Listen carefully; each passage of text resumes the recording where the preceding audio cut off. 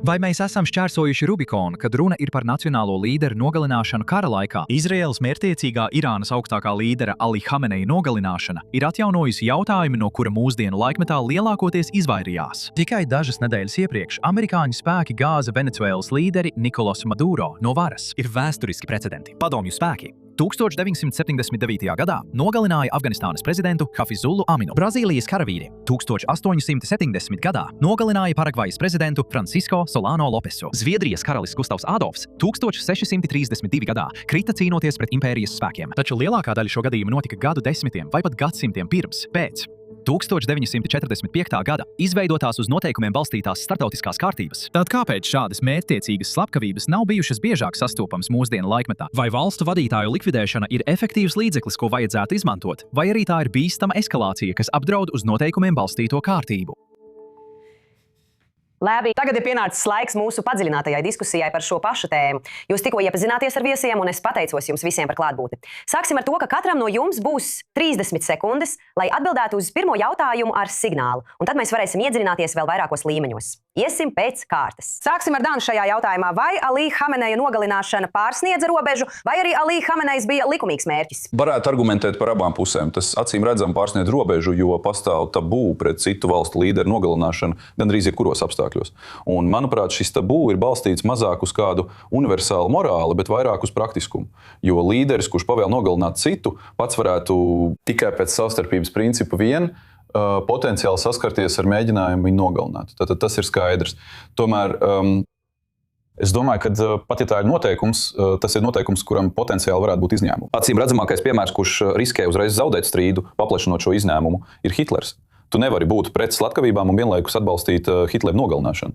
Un es domāju, ka lielākā daļa no mums nebūtu sērojuši par šādu iznākumu. Tātad jautājums kļūst, Tas mūs noved pie vai nākamā Hameneja jautājuma. nogalināšana patiesībā sasniedz izvirzīto mērķi mainīt Irānas dabu. Un es baidos, ka esam atklājuši, ka tā nav. Labi, mēs iedziļināsimies, Dāna, sapratām. Mums jāturpina tālāk. Tagad vārds Džonam. Džon, ko tu vari pateikt par šo jautājumu?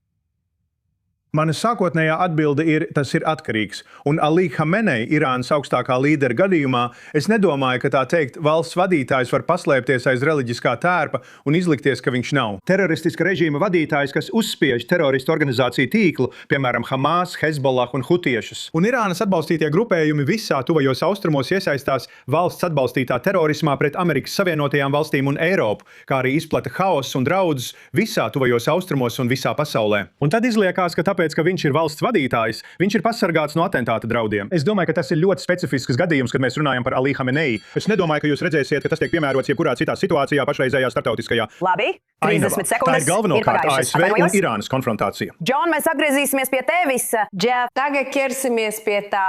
Ko tu domā?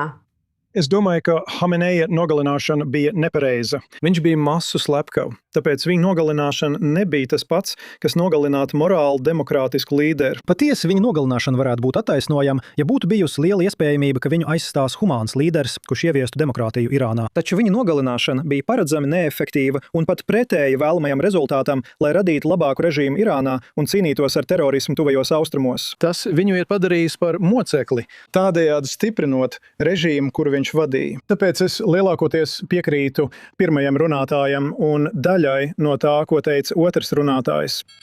labi, tagad mēs dosim vairāk nekā 30 sekundes, lai jūs varētu pateikt, kas jums jāsaka. Jautājums ir, vai pastāv risks, ka vēl ļaunprātīgāki spēlētāji to uztvers kā signālu, ka jebkurš var kļūt par mērķi? Dens? Es nedomāju, ka patiesi ļaunprātīgi spēlētājiem bija vajadzīgs šāds signāls. Bet vai tas radīs jaunu normu ģeopolitikā?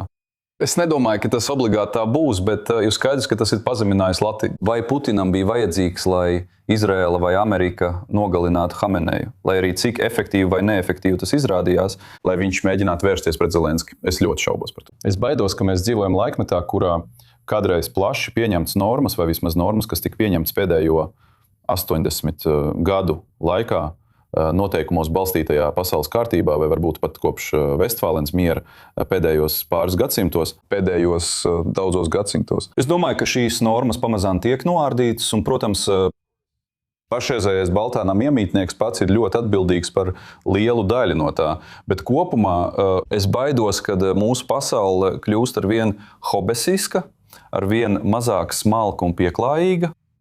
Džān, ko tu par to vari teikt?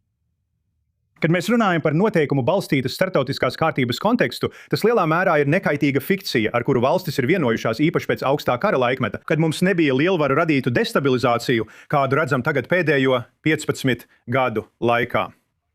No komunistiskās Ķīnas, no impēriskās Krievijas un no ļoti agresīvas, naidīgas Irānas tuvajos austrumos. Tātad mums šodien ir pavisam atšķirīgs ģeopolitiskais konteksts nekā pirms vairākiem gadu desmitiem, un es īsti neredzu, ka tas atkārtotos citās jomās, kā jau minēju sākotnējā atbildē. Tas bija ļoti specifiski Ali Hamenei. Es neredzu nevienu citu tā saucamo nacionālo līderi, pret kuru vērstos Amerikas Savienotās valstis. Un kā reiz teica kāds cits rakstnieks, slepkavniecīgi režīmi slepkavos. Patiesībā nav nekādu atturošu līdzekļu pret kādu, piemēram, Ali Hamenei, kurš pavēlēja Kasemam Soleimānī nogalināt tūkstošiem amerikāņu Irākā 20 gadu ilgo tuvo austrumu karu laikā. Tāpēc Soleimānī bija likumīgs Amerikas Savienoto valstu mērķis. Un liela daļa Hamenei naidīguma pret ASV balstās uz viņu uzskatu, ka ir nepieciešama atriebība par Soleimānī nogalināšanu 2020. gadā. Džefs! Mans viedoklis ir vienkāršs. Ir ļoti noderīgi, ja pastāv aizliegums, vispārēji atzīts aizliegums nogalināt valstu vadītājus. Un šī aizlieguma vērtība ir tāda, ka tas aizsargā valstu vadītājus, kuri būtībā ir labi, kuri ir demokrātiski ievēlēti. Mēs nevēlamies, lai šie līderi būtu pastāvīgi ievainojami. Es domāju, ka var būt izņēmumi. Jūs sākumā minējāt, vai kāds cits minēja, ka Hitlera nogalināšana būtu bijusi laba. Slepkavības mēģinājums tika izjaukts, un tas galvenokārt bija iekšējs, nevis starptautisks. Bet tomēr ļauna režīma līderu nogalināšana var būt būtiska daļa no tā, ko starptautiskās tiesības atzīst par to, ka humanitāra intervence atsevišķos gadījumos ir pieļaujama. Lai aizsargātu iedzīvotājus no viņu pašvaldības un lai aizsargātu citas valsts no šāda veida patvaļīgas valdības. Tātad mēs to nevaram pilnībā izslēgt, taču mums ir jānošķir labi līderi no sliktiem līderiem. Un tā ir atšķirība, kuru lielākajai daļai cilvēku ir grūti saglabāt. Paga. Es tikai gribu piebilst vienu lietu, jo runājot par Maduro, ASV viņa nenogalināja. Viņi viņu izveda un acīm redzot atveda uz Savienotajām valstīm. Tātad vai tas ir, es domāju, vai tā ir vairāk izplūdusi robeža uz tās pašas līnijas, ja skatāmies uz to kā uz nepārtrauktību? Džef, es gribu, lai tu atbildi pirmais uz šo jautājumu. Labi. Es tiešām domāju, ka šajā konkrētajā gadījumā ir noticis tas, ka suverēnas valsts vadītājs ir ticis nolaupīts un aizvests uz citu valsti kriminālu vajāšanai. Mums daudzos gadījumos vajadzētu uzskatīt to par pieļaujamu. Arestēt valstu vadītājus un nogādāt viņus, piemēram, starptautiskajā krimināla tiesā, īpaši, ja šī tiesa viņus ir apsūdzējusi. Kā mēs zinām, Putins un Netanjahu ir tikuši apsūdzēti. Es domāju, ka būtu pilnīgi pieņemami arestēt vienu vai abus no viņiem un nogādāt viņus Hāgā. Dans? Skaties, tabu pret slepkavībām nevar uzskatīt, lai atbildētu uz tavu jautājumu, par tādu pašu līmeņu tabu kā jebkuru citu iespējamo tabu. Pret arestiem, aizturēšanām vai nolaupīšanām. Tā vienkārši nav viena un tā paša līmeņa rīcība, kas liek domāt par morāli. Šeit nav iesaistīta morāla. Beigās tu strīdies par likumību. Un daži cilvēki var apšaubīt jebko, ko dara starptautiskā krimināla tiesa, jo viņi dod priekšroku suverenitātei par visu pārējo. Un tu vari arī iet pretējā virzienā. Es teiktu, kā jau sāku savos sākotnējos komentāros, ka taisnīga kara teorija patiesībā, un tā ir attīstījusies gadu tūkstošu gaitā, tā pieļauj kombatantu un arī līderu nogalināšanu. Es nedomāju, ka šeit obligāti ir morāla problēma, drīzāk tā ir praktiska. Tātad attiecībā uz Ali Hamenei esmu gatavs atzīt savu vainu. Es domāju, ka nosacījumi bija piemērojami. Es domāju, ka tas bija pietiekami tuvu vienas personas diktatūrai, lai sistēma varētu sabrukt, ja nogalinātu Ali Hamenei. Un tāpēc sākotnējās dienās, lai gan bija pilnīgi skaidrs, ka ir pārkāpta robeža, pārkāpts tabū, apzināti uzņemts liels risks. Es biju noskaņots to svinēt. Un es cerēju citu iznākumu, taču tā nenotika vairāk iemeslu dēļ, tostarp amerikāņu katastrofālās nespējas sagatavoties neizbēgamajam Hormūza šauruma blokādes gadījumam. Taču Irānas sistēma noteikti izpaudās un pierādīja, ka, lai arī viņi var būt ļauni un toksiski, sistēma ir noturīgāka nekā to spētu satricināt viena cilvēka nogalināšana. Un šādā situācijā tabū pārkāpšana var nebūt tā vērta. Kad es dzirdu Džonu runājām, man šķiet, ka viņš runā par to, kurš ir pelnījis mirt. Protams, daudzi cilvēki ir pelnījuši mirt. Un Džefs runā par to, ka pasaules līderi, tie, kuri ir gan demokrātiski, gan labi, būtu jāaizsargā. Bet tā ir tikai neliela daļa no pasaules līderiem mūsdienu pasaules arēnā. Tātad mēs atgriežamies pie praktiskām lietām. Un runājot praktiski, es neredzu, ka Irāna būtu kļūsi vājāka. Noderīgs tabū tika pārkāpts. Un tāpēc es baidos, un es to saku ar lielu negribēšanu, es baidos. Tas varēja būt tas pagaidi, pats. atvaino, Dāna, pārtrauc. Jādod Džonam iespēju iesaistīties. Es tikai saku, ka tas bija kļūda. Jā. Es baidos, ka tā bija kļūda. Turpini. Es labprāt dzirdētu tavas domas par visu šo sadaļu. Pareizi. Jā. Paldies, jā. Ļaujiet man to sadalīt 3 apakštēmās, ja drīkst. Par likumību, kā mēs zinām, starptautiskās tiesības ir izpildāmi tikai tajās valstīs, kuras ir gatavas tos patiešām īstenot. Nav nekādas starptautiskas policijas. Tātad likums, starptautiskā tiesiskā sistēma ir tikpat derīga, cik efektīvs ir tās izpildes mehānisms. Un starptautiskā krimināltiesa drīz tiks pilnībā pamesta no Savienoto valstu puses, kuras to nemaz sākotnēji neatbalstīja. Jo mēs esam vienīgā valsts, kurai ir karaspēks, kas izvietots 10 valstu visā pasaulē, un tas radītu milzīgus riskus ASV karavīriem.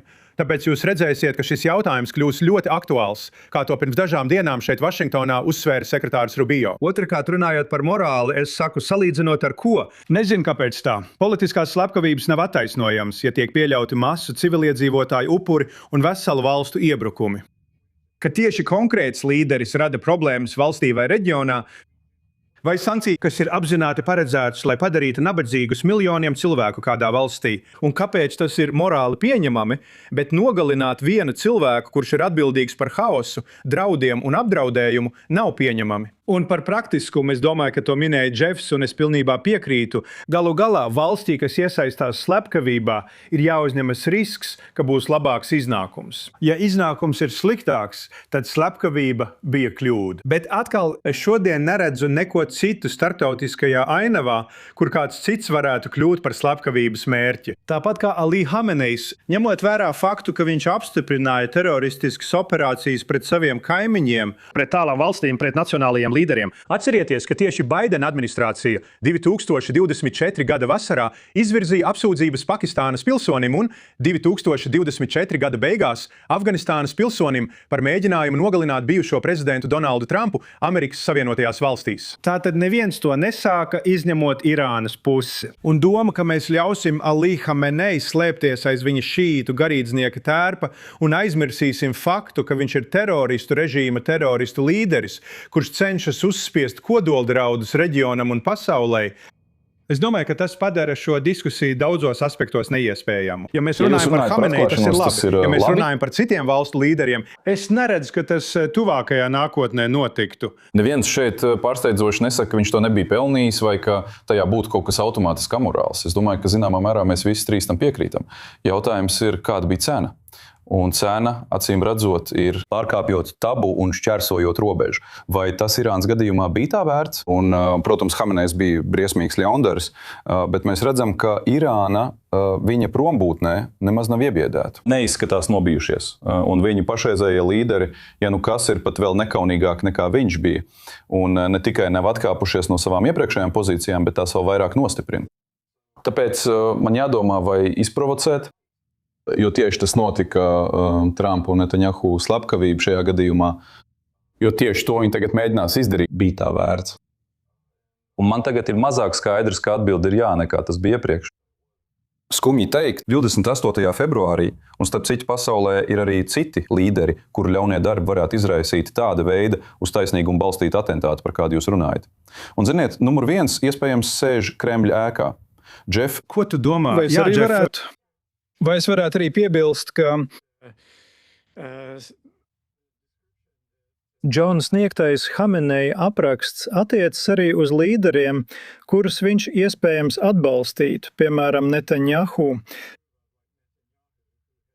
kurš ir bijis vainīgs daudzos terorisma un slepkavību gadījumos Gazā, kā arī Libānā un citur. Arī kontrolē kodolieročus. vai drīkst? Kāpēc mums būtu jāpieņem, Netanjahu ir tiesīgs? Viņam ir tiesības uz kodolieročiem, bet citiem nav. Netanjahu tika pienācīgi ievēlēts Izrēlā, ne tikai vienreiz, bet par manu nožēlu daudz reizes. Netanjahu nebija tikai demokrātiski ievēlēts līderis, bet arī viņa dažādās politikas parasti nav bijušas agresīvas, bet gan aizsardzības. Varētu teikt, ka viņš reizēm ir aizgājis par tālu. Pēc skatītāji, kas skatās II24 un citus kanālus, manuprāt, diezgan labi zina, ka es neesmu fans. Neesmu Netanjahu fans. Bet, godīgi sakot, salīdzināt viņu ar Ali Hameneju, absolūti nicināmu teroristu pasaules mērogā, es domāju, ka tas nav pamatot. Tagad es tam piekrītu Dena viedoklim. Jeff.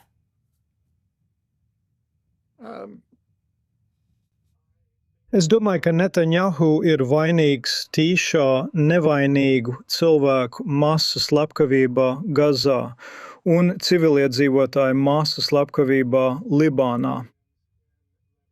Šī rīcība nav bijusi būtībā aizsardzības nolūkos. Manuprāt, tā lielā mērā ir vērsta uz to, lai piespiestu palestīniešus pamest Gazu. Izraēla varēja nodrošināt savu drošību pret to, kas bija palicis pāri no Hamas pēc 2023. gada 7. oktobra, izmantojot tīri aizsardzības pasākumus. Tāpēc es uzskatu Netanjahu par teroristu, par genocīda izdarītāju. Viņš ir apsūdzēts starptautiskajā krimināla tiesā. Es domāju, zini, tu vari izdarīt salīdzinājumu, Emīlija. Vai es drīkst atbildēt? Es nedomāju, ka šis salīdzinājums ir tas, kas man visvairāk interesē.